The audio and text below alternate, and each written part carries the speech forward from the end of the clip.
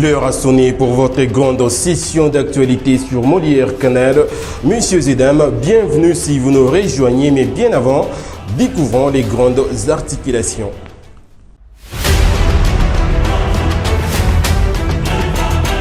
Au sommaire de cette édition d'information, le chef du gouvernement congolais Jean-Michel Sama Lukonde s'est fait enrôler ce mercredi 25 janvier 2023 à Lubumbashi dans le Haut-Katanga, au centre d'enregistrement du collège Imara, jour du lancement officiel de la campagne d'identification et d'enrôlement des électeurs dans la deuxième ère opérationnelle. Et puis ils étaient nombreux dans le rue de la ville de Beni au nord Kivu ce mercredi 25 janvier 2023. Les jeunes se réclamant de la véranda Mutsanga pour exiger au gouvernement congolais la rupture immédiate des accords avec l'EAC qu'il qualifie d'inefficace. Mesdames, Messieurs, c'est tout pour les titres. Votre journal, c'est ici et maintenant. Encore une fois, bienvenue, démarrons cette grande édition du journal par cette information.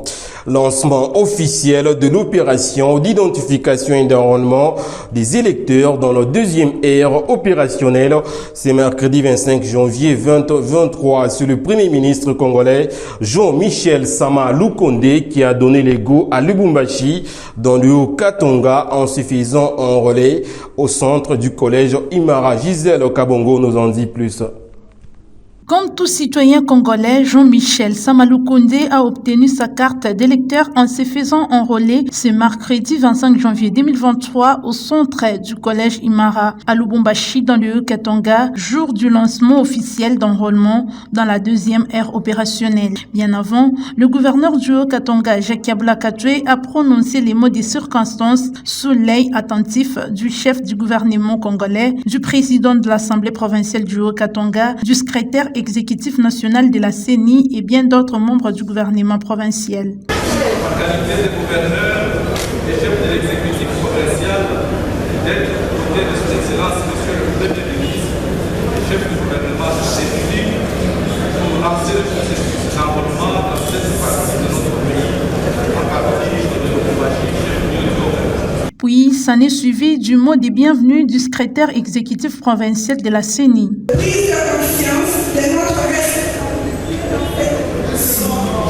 notre joie est encore plus grand en ce jour de bénéficier de la présence de M. le secrétaire exécutif national de la CENI, délégué par M. de la CENI, pour présider à cette cérémonie de lancement de l'opération d'identification et enrôlement des électeurs. C'est le secrétaire exécutif national de la CENI qui a lancé officiellement l'opération tout en demandant à la population de se faire enrôler massivement. Concernant le lancement, ce jour de l'enrôlement des électeurs dans cette province, j'aimerais vous donner les statistiques afin de vous faire une idée de ce qui est attendu ici.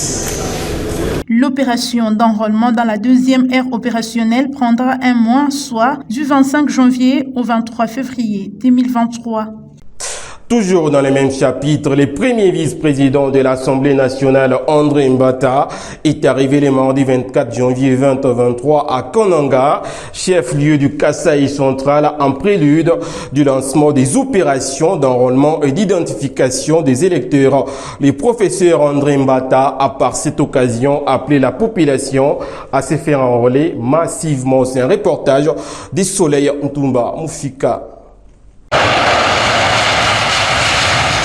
C'est en début des après-midi de ce mardi 24 janvier 2023 que le premier vice-président de l'Assemblée nationale, professeur André Mbata, a foulé le sol kanangais. Ce fils du terroir vient un jour avant le lancement des opérations d'enrôlement pour sensibiliser la population kassaïenne à l'enrôlement massif. À la tête d'une forte délégation, le premier vice-président de la Chambre basse du Parlement congolais est accueilli par le gouverneur de province John Kabé Chikai ainsi que de plusieurs personnalités. Devant la presse, André Mbata dévoile sa mission. Nous sommes venus sensibiliser la population pour l'enrôlement parce que nous voulons que notre province réalise un score inégalé. Et à partir du centre, c'est ici le centre du pays. Donc nous venons lancer la campagne de sensibilisation à partir du centre du pays, à partir de Kananga, pour que la nation tout entière puisse s'enrôler pour les élections. Et lorsque cette nation ira aux élections, qu'elle puisse voter pour le président Félix Antoine Tshisekedi Tshilombo pour le deuxième mandat, en lui accordant également une majorité confortable pour appliquer sa vision. Et vous connaissez sa vision, c'est le peuple d'abord.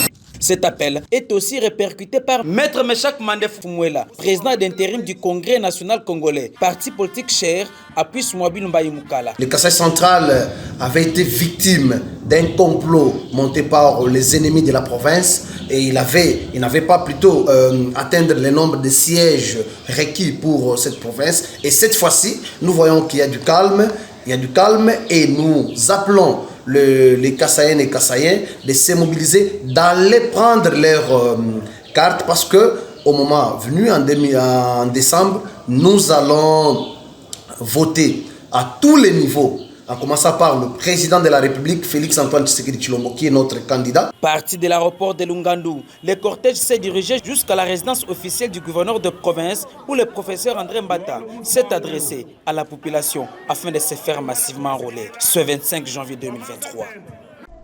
L'actualité, c'est aussi un avion de chasse de la RDC qui a été attaqué le mardi 24 janvier 2023 à l'aéroport international de Goma au nord Kivu par l'armée rwandaise. Situation qui a sémé la panique approchée. Certains analystes pensent qu'il est temps que le président de la RDC déclare officiellement la guerre à son pays voisin, le Rwanda. C'est un reportage de Gisèle Kabongo rendu par les rois Mwamba.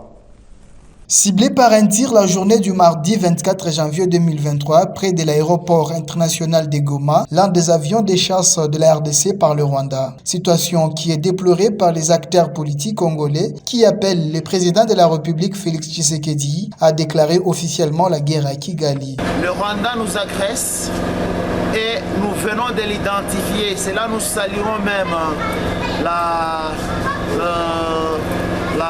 haute diplomatie du chef de l'État, parce qu'il est arrivé quand même à dénoncer que c'est le Rwanda qui est en train de nous agresser. Aujourd'hui, c'est très clair, l'armée rwandaise est en train de nous agresser. Qu'est-ce qu'il faut faire? Moi, je pense qu'il faut utiliser quelques dispositions constitutionnelles qui parlent lorsque nous sommes menacés, lorsque nous sommes dans une guerre qu'on nous impose. Le chef de l'État doit consulter le Premier ministre, le président de deux chambres, pour enfin qu'il puisse déclarer la guerre.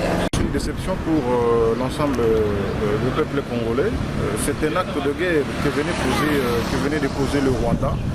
Et je crois que nous prenons aussi la communauté internationale à témoin de ces agissements malencontreux de la part du gouvernement de Kigali.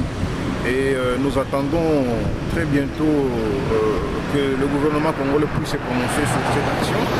Et que s'il faut faire la guerre maintenant au Rwanda, il faut la faire. Parce qu'on a compris que le Rwanda était vraiment de mauvaise foi dans le processus de paix qui était déjà déclenché par les différentes organisations. Et pour nous, nous estimons que c'est le moment maintenant de prendre les choses en main et de faire la guerre maintenant au Rwanda.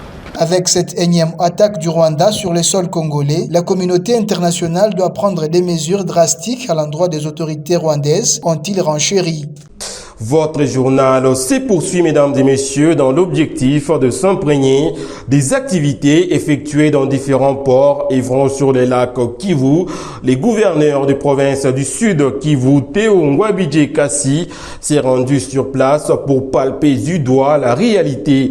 Ces reportages de Richard Moueni nous en dit plus. Accompagné de membres du Conseil de sécurité du gouvernement, son directeur de cabinet et celui de la Direction générale de migration DGM, le gouverneur de Provence, Théo Ngwabidje Kassi, a visité certains ports œuvrant en ville. Le gouverneur du Sud Kivu se renseignait de modalités et services mis en place. Un constat amer dressé par le gouverneur de Provence, Théo Ngwabidje Kassi, qui déplore la manière de voir plus de 20 services au port alors que la loi prévoit 5 à 8 services au maximum. Partout où nous sommes passés, ce n'est pas respecté, puisque l'ordre opérationnel fixe un maximum 5 services. et même d'autres qui peuvent travailler sous couverture. Mais la moyenne de ce que nous avons trouvé sur le terrain, c'est une dizaine de services. Alors, il était question pour nous de constater cela, de viser, ne pas seulement se contenter des rapports. Et par après, nous allons nous réunir avec tous les responsables qui sont là pour faire appliquer l'ordre opérationnel. Donc, faire partie de tous ceux qui n'ont pas le droit d'être dans ces ports-là. Il est aussi question de tout cela vise à lutter contre la tracasserie, contre la population, contre les voyageurs, contre ceux qui sont dans les business, donc les opérateurs économiques. Donc, assainir, mais aussi regarder l'autre aspect important, la mobilisation des recettes. Pour Nepo, directeur de marketing au port Emmanuel, déplore également la présence de plusieurs services à ces endroits. Par ailleurs, il demande aux autorités de faire un suivi strict pour faire asseoir l'ordre dans les différents ports, car cette pratique perturbe le bon déroulement des activités dans ces services.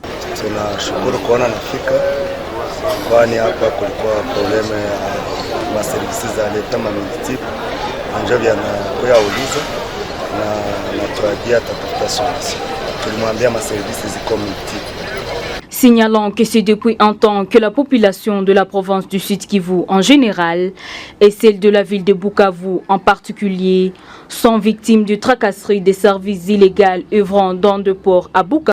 D'une province à une autre, les réactions fusent de partout dans la ville frontalière de Kasumbalesa, dont la province du Haut-Katonga. Les habitants haussent le ton sur les refus de l'exécution de l'accord de Luanda en Angola par le M23. Suivez-le dans ses propos recueillis par Bernard Ndomba.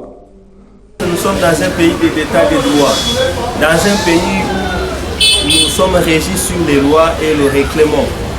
Et s'il y a un empiètement marginal des hommes qu'on appelle en droit les hors-la-loi, qui mettent la vie des paisibles citoyens en difficulté, notre pays a un gouvernement responsable. C'est-à-dire nous avons notre armée. Comme ces derniers refusent d'exécuter les clauses de dialogue qu'il y a eu en Luanda pour qu'ils se retirent dans les positions qu'ils occupent et aussi répudier afin de laisser les Congolais regagner leur résidence. C'est-à-dire que le gouvernement va procéder à la force, ils seront repoussés et comme nous avons des pays qui sont nos alliés, nous renforcerons avec les armements afin de contraindre ces ennemis qui ne veulent pas la paix, le développement de notre pays et aussi la stabilité de l'économie de la RDC.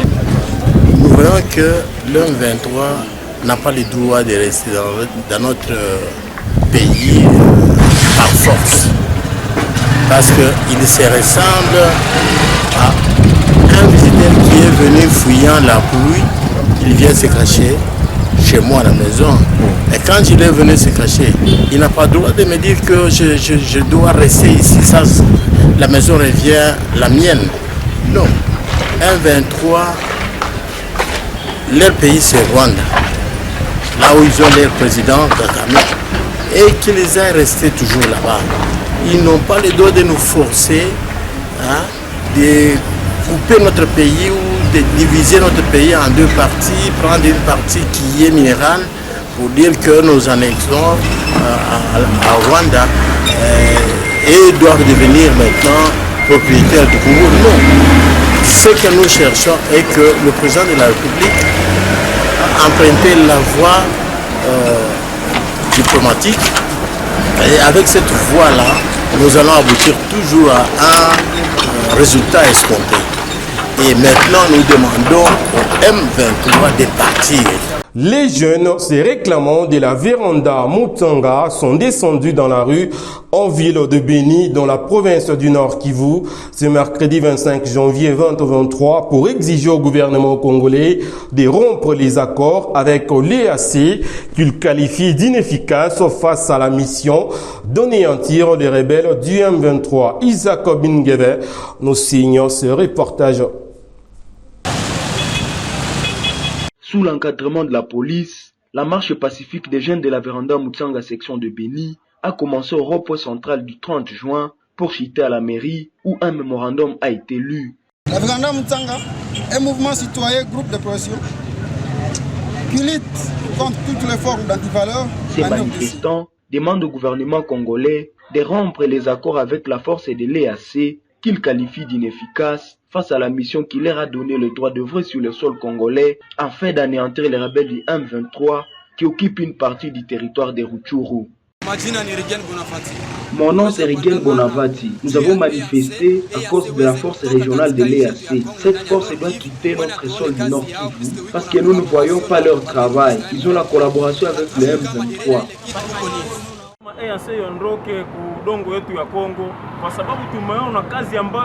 Nous demandons à la force régionale de l'EAC de quitter notre sol congolais parce que nous voyons que la mission qui les a menée ici, ils ne sont pas en train de l'accomplir.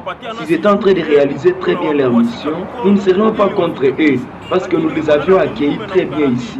Nous recommandons à notre gouvernement congolais qu'avant même qu'il y ait l'enrôlement, cette force de l'EAC doit quitter déjà dans notre territoire. À la même occasion, ces militants ont sensibilisé la population à s'enrôler massivement pour sanctionner certains dirigeants du pays lors des élections de cette année 2023. Nous appelons la population de s'enrôler massivement pour que nous ayons des cartes d'électeurs afin de participer au processus des prochaines élections de cette année 2023. Il fait de cela plus ou moins 2 mois depuis que la force régionale a été déployée en RDC pour traquer les forces négatives dont le M23. Pendant ce temps, la situation ne cesse de se dégrader à l'est de la RDC. Terminons cette grande édition du journal par cette information, messieurs et dames. Le ministre provincial en charge des infrastructures, accompagné du commissaire en charge des affaires foncières et énergie, ont visité les installations de la Régie des eaux à la station de captage d'eau de Kimilolo à Lubumbashi, ce mercredi 25 janvier 2023, sous la conduite du directeur provincial de la Régie des eaux Katonga, Inyasa Ilunga Kabolo. Cette visite intervient juste après les inondations de ces installations causées par les pluies diluviennes, conséquence de constructions anarchiques dans le site de la régie d'Izo. Gérard Isaac Songwa nous signe ces reportages. L'autorité provinciale vient de s'approprier la question de la spoliation et des constructions anarchiques de la concession de Kimilolo. Une appropriation traduite par une descente d'une grande délégation composée du ministre des Infrastructures, le commissaire de l'énergie et affaires foncières, tous accompagnés par les directeurs du Grand Katanga et certains agents et cadres de la régie des eaux. En début de l'après-midi de ce mercredi 25 janvier de l'année en cours, cette forte délégation est allée s'enquérir de la situation sur les lieux. Sur place, les constats est catastrophique. Les spoliateurs se sont donné le luxe de s'approprier une grande partie de cette concession à la grande surprise de l'assistance. Un jeu qui met en danger non seulement le patrimoine de l'État, mais qui risque de plonger toute la ville dans un manque d'eau sans précédent. Au premier vue, le site de Kimilolo a été inondé, un comportement qui ne pouvait pas laisser perplexe le ministre provincial des Infrastructures.